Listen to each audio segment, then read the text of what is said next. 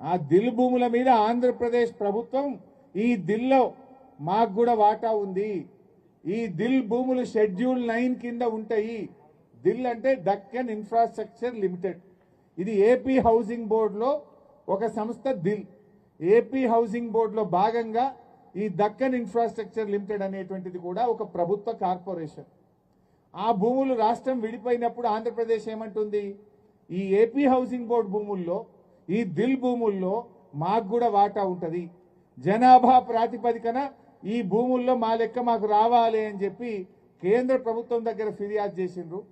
మన తెలంగాణ హైకోర్టులో కూడా కేసు వేసి ఒక ఆర్డర్ తెచ్చిండ్రు. ఇలా థర్డ్ పార్టీ ఇంట్రెస్ట్ను క్రియేట్ చేయొద్దు, థర్డ్ పార్టీకి భూములు కేటాయించొద్దు అని హైకోర్టు ఆల్రెడీ ఆర్డర్ ఇచ్చింది. ఆ భూములు ముట్టద్దు అని చెప్పినాక ఇప్పుడు ఏం చేస్తుండ్రు, ఈ భూమి మొత్తం మేము ఎవరికో దళారులకు అప్పచెప్తాం, మీరు పోయి ఆ దిల్ భూములలో మార్కెట్ కట్టుకోండి అంటుండ్రు. అంటే ఆ భూమి వచ్చేది లేదు, మార్కెట్ కట్టేది లేదు. ఇది మాత్రం అమ్ముక దొక్కుతాం. ఇప్పుడు ఆ దిల్ భూములలో ఎంత పంచాయతీ ఉన్నది, ఆడెన్నో 233 ఎకరాలు ఇస్తున్నాం మీకు అని అన్నారు. అందులో ఆల్రెడీ ఓఆర్ఆర్లో 33 ఎకరాలు పోయింది.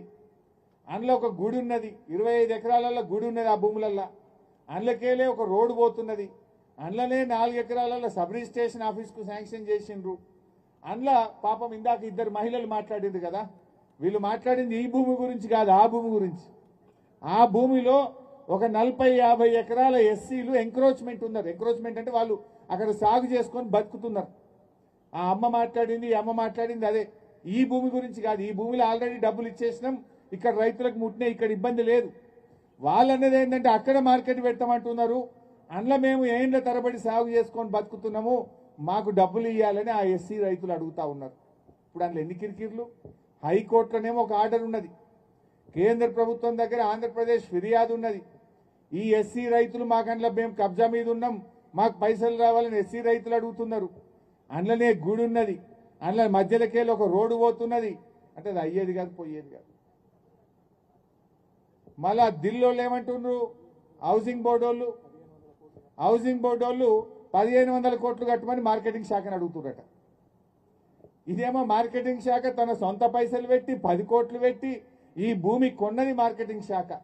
ఈడ అంతర్జాతీయ మార్కెటింగ్ వ్యవస్థ నిర్మాణానికి 350 కోట్ల డబ్బులు డిపాజిట్ చేసి పెట్టింది మార్కెటింగ్ శాఖ. భూమిని ఆగం చేస్తారట, మనకు చెట్ల పొన్న గుట్టల పొన్న పొమ్మంటారు. ఆ గుట్టలలో హైకోర్టు కేసు ఉన్నది, ఆంధ్రప్రదేశ్ పంచాయతీ ఉన్నది, ఎస్సీల పంచాయతీ ఉన్నది, అందులో గుడి ఉన్నది, నడిమిట్లకెళ్ళి రోడ్డు ఉన్నది. అంటే ఇది అయ్యే ముచ్చట కాదు. మార్కెట్కు మంగళం, భూమి మాత్రం కథ, భూ బకాసారులో మయం చేసే కథ. అంటే ఈ భూమి మీద కన్ను పడ్డది. సబితకు అన్నట్టు సూర్యుడు చుట్టూ భూమి తిరిగితే రేవంత్ రెడ్డి భూమి చుట్టూ తిరుగుతుండు. రేవంత్ రెడ్డి భూమి చుట్టే తిరుగుతుండు, ఆడ భూమి కనబడ్డది మాయమిగా. ఇప్పుడు ఈ భూమి మీద కన్ను పడ్డది. ఇది మంచిగా కట్నే ఇల్లు పెట్టిన పోయే వాళ్ళకి తయారున్నది. ఇంట్లో ఉన్న ఇబ్బందులన్నీ తీసేసి మంచిగా మార్కెట్ కడదామని దీన్ని తయారు పెడితే దీని మీద కన్ను పడ్డది. ఇక మార్కెట్ ఏమన్నా కానీ ఆ మార్కెట్ కట్టినా కట్టకుండా అభ్యంతరం అది అయినప్పుడు అవుతుంది, కానీ ఇప్పుడైతే దీన్ని అయితే లేపుకుందామని. అందుకే ఎవడో వచ్చిందట కేరళకి వెళ్ళి, చెన్నైకి వెళ్ళి వచ్చి దీన్ని చూసిపోయాడట సాయంత్రం పూట సీకట్ల. ఇది ఏమో ప్రయత్నము. ఆ గుట్ట మీద కడితే అవుతుందా?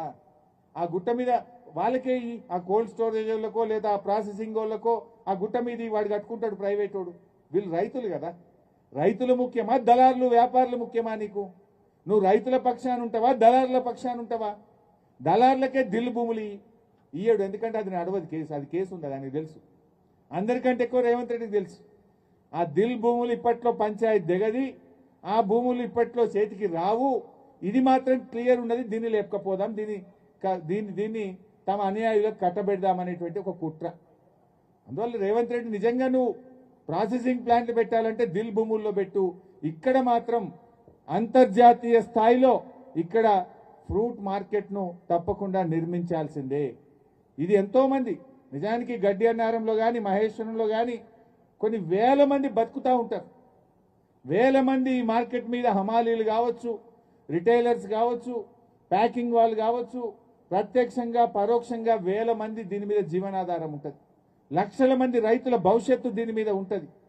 వేల మంది ప్రజల బతుకుదెరువు ఆలోచిస్తావా? లక్షల మంది రైతుల బతుకుదెరువు ఆలోచిస్తావా? నలుగురు దళారులకు ఈ భూమిని అప్పజెప్పి నీకు వచ్చే కమిషన్ల గురించి ఆలోచిస్తావా అని మేము అడుగుతా ఉన్నాం. రైతుల్ని కూడా వదిలిపెట్టావా నీ కమిషన్ల కోసం? చివరికి రైతుల భూముల మీద కూడా నీ కన్నుబడితే ఏమైతుంది? ఈ రాష్ట్రం ఎటు